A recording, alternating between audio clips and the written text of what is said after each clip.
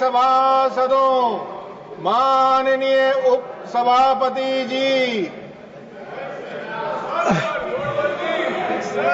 suo moto, honorable members, suo moto statement by Minister, suo moto statement by Minister Shri Piyush Goyal, please.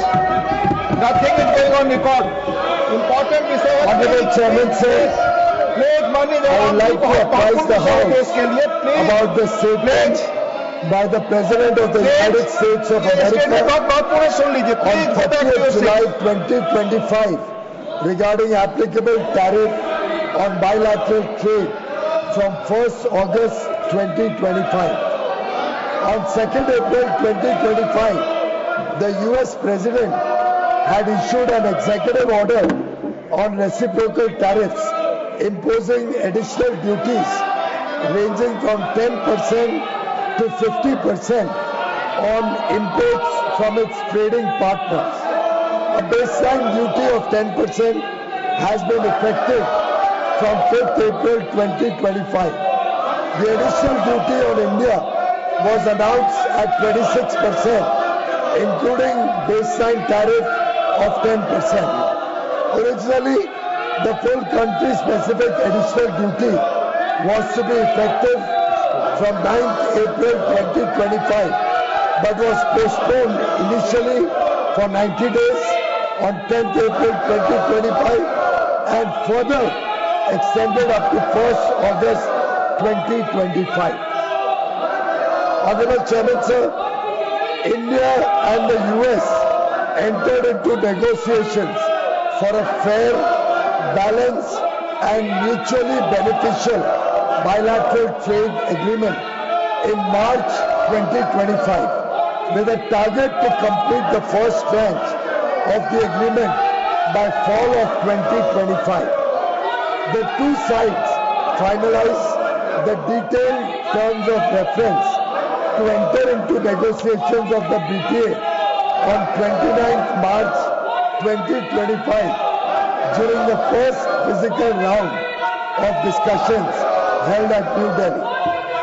Thereafter, 4 physical rounds of negotiations have taken place between both sides in New Delhi and Washington, D.C. to work towards finalization of the BTA in accordance with the agreed terms of reference. In addition, there have been many virtual meetings between the two sides. Mr. Chairman, sir, the implications of the recent development are being examined by the government. The Ministry of Commerce and Industry is engaged with all stakeholders, including exporters and industry, for taking feedback of their assessment of the situation. The government attaches the utmost importance to protecting and promoting the welfare of our farmers, workers, entrepreneurs, exporters, MSMEs and all sections of industry. We will take all necessary steps to secure and advance our national interest.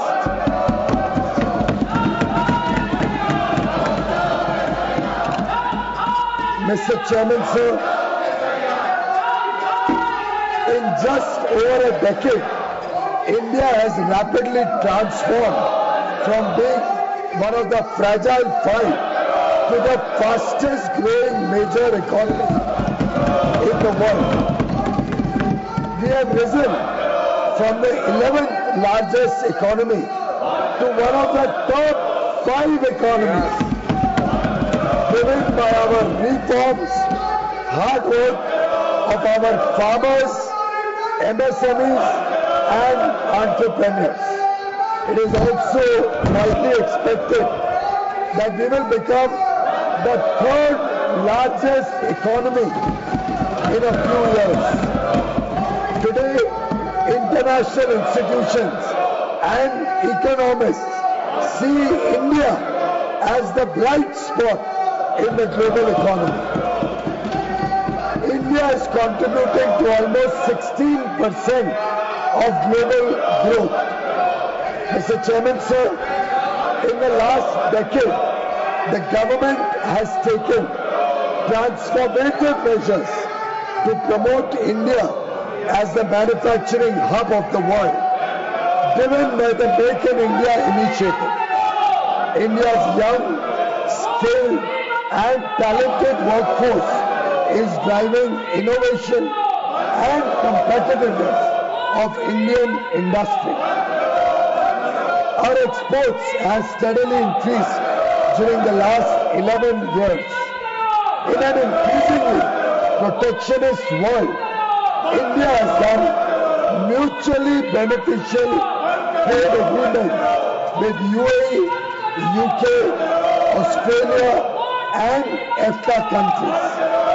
We are also committed to similar trade agreements with other countries. We are consistently working for the welfare of the farmers and Indian agriculture to promote prosperity and ensure food security. Dola ji, I warn you. Please come out. Please. Dola ji, please. Dola ji, bahar ho, wahan se. Dola ji, don't disturb. Please. Don't disturb. Please. The government is confident that we will continue our fast-paced journey of inclusive growth and sustainable development towards the goal of Viksit Bharat 2047. Chairman sir, आत्मनिर्भरता की ओर भारत आत्मविश्वास के साथ बढ़ रहा है। बहुत बहुत धन्यवाद। अंग्रेजी में भी हिंदी में पढ़ना चाहिए। अंग्रेजी में भी पढ़ना चाहिए। अंग्रेजी पढ़ लिया। अंग्रेजी हिंदी में भी पढ़ना चाहिए। मैं पीछे से पढ़ लूँ। आप जहां से पढ़ना हो। मैं सदन को 30 जुलाई 2025 को अमेरिकी राष्ट्रपति द्वारा 1 अगस्त 2025 से द्विपक्षीय व्यापार पर लागू होने वाले टैरिफ के विषय पर दिए गए वक्तव्य के बारे में अवगत कराना चाहता हूं। 2 अप्रैल 2025 को अमेरिकी राष्ट्रपति ने रेसिप्रोकल टैरिफ पर एक एग्जीक्यूटिव ऑर्डर जारी किया था, जिसके तहत अपने व्यापारिक साझेदारों से आयात पर 10% से 50% तक एडिशनल ड्यूटी लगाने की बात कही गई थी। 10% की बेसलाइन ड्यूटी 5 अप्रैल 2025 से लागू हो गई थी। भारत पर एडिशनल ड्यूटी 10% के बेसलाइन टैरिफ सहित कुल 26% की घोषणा की गई थी। मूल रूप से full country specific additional tariff 9 अप्रैल 2025 से प्रभावी होने वाला था, लेकिन इसे शुरू में 10 अप्रैल 2025 को 90 दिन के लिए स्थगित कर दिया गया और बाद में 1 अगस्त 2025 तक और बढ़ा दिया गया। सभापति महोदय, भारत और अमेरिका ने मार्च 2025 में एक न्यायपूर्ण, संतुलित और पारस्परिक रूप से लाभकारी द्विपक्षीय व्यापार समझौते BTA के लिए बातचीत शुरू की, जिसका लक्ष्य 2025 के फॉल यानी अक्टूबर-नवंबर 2025 तक समझौते के पहले चरण को पूरा करना था। दोनों पक्षों ने 29 मार्च 2025 को नई दिल्ली में आयोजित पहली फिजिकल मीटिंग की चर्चा के दौरान द्विपक्षीय व्यापार समझौते की बातचीत शुरू करने के लिए विस्तृत टर्म्स ऑफ रेफरेंस TOR को अंतिम रूप दिया। इसके बाद दोनों पक्षों के बीच नई दिल्ली और वॉशिंगटन DC में 4 दौर में फिजिकल मीटिंग्स हुई है, ताकि निर्धारित टर्म्स ऑफ रेफरेंस के अनुसार द्विपक्षीय व्यापार समझौते के अंतिम रूप के लिए काम किया जा सके। इसके अलावा दोनों पक्षों के बीच कई वर्चुअल बैठकें भी हुई। अध्यक्ष महोदय, सरकार हालिया घटनाक्रम से होने वाले प्रभावों का परीक्षण कर रही है।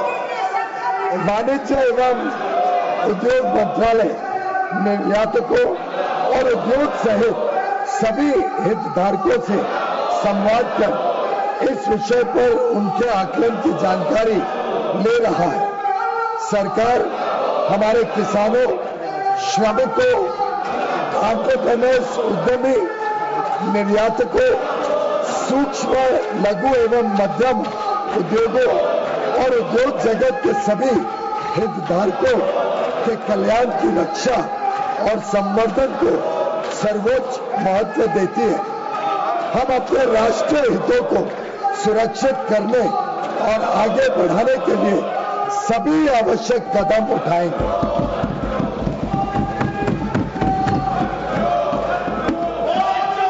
अध्यक्ष महोदय, मात्र एक दशक से भी कम समय में भारत फ्रैजाइल 5 अर्थव्यवस्थाओं में से निकलकर दुनिया की सबसे तेजी से बढ़ती प्रमुख अर्थव्यवस्था बन गया है।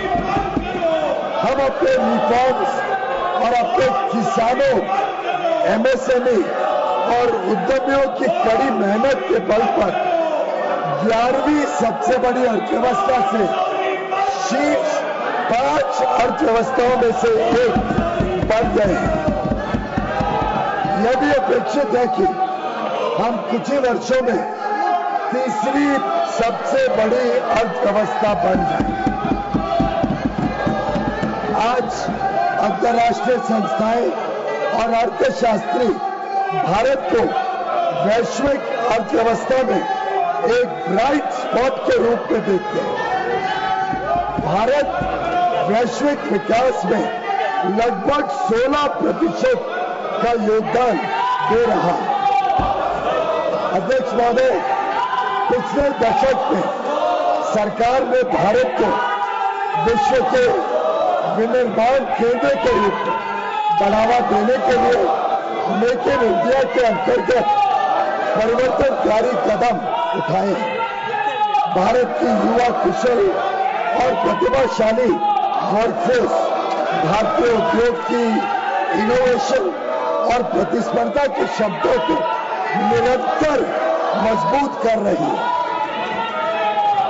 पिछले 11 वर्षों के दौरान हमारे निर्यात में भी लगातार वृद्धि हुई है। तेजी से संरक्षणवादी होती दुनिया में भारत ने संयुक्त अरब अमीरात, यूएई, यूके, ऑस्ट्रेलिया और एफ्टा यानी 4 देशों का समूह, स्विट्जरलैंड, नॉर्वे, लिechtenstein और आइसलैंड देशों के साथ पारस्परिक रूप से लाभकारी व्यापार समझौते किए। हम अन्य देशों के साथ भी इसी तरीके व्यापार समझौते करने के लिए प्रतिबद्ध हैं। हम किसानों और भारतीय कृषि के कल्याण के लिए निरंतर कार्य कर रहे हैं, जिससे खाद्य सुरक्षा और समृद्धि सुनिश्चित की जा सके। सरकार को विश्वास है कि हम विकसित भारत 2047 के लक्ष्य की ओर समावेशी और सतत विकास की अपनी तेज गति वाली यात्रा जारी रखेंगे।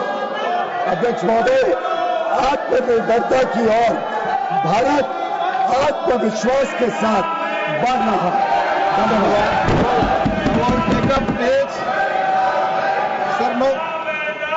Honorable members, please, I draw your attention to Rule 251 of the Rules of Procedure and Conduct of Business in the Council of States, which permits a minister to make a statement on a matter of urgent public importance with the stipulation that no question shall be asked at the time of the statement is made. Please, no. The statement just delivered by the Honorable Minister addresses a critical issue of international economic relations. I urge Honorable members to recognize the gravity of this matter and the broader national interest at stake and to extend their full cooperation by maintaining the decorum of the House. No questions, please.